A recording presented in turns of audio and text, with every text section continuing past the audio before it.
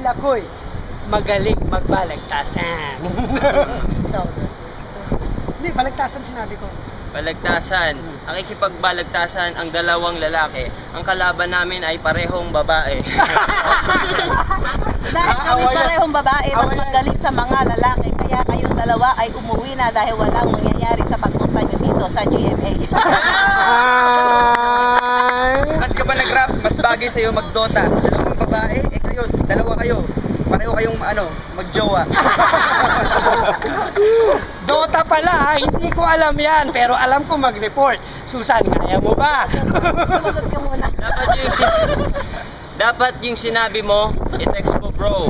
Kami mag-shota, hindi yan totoo kasi ex mo to.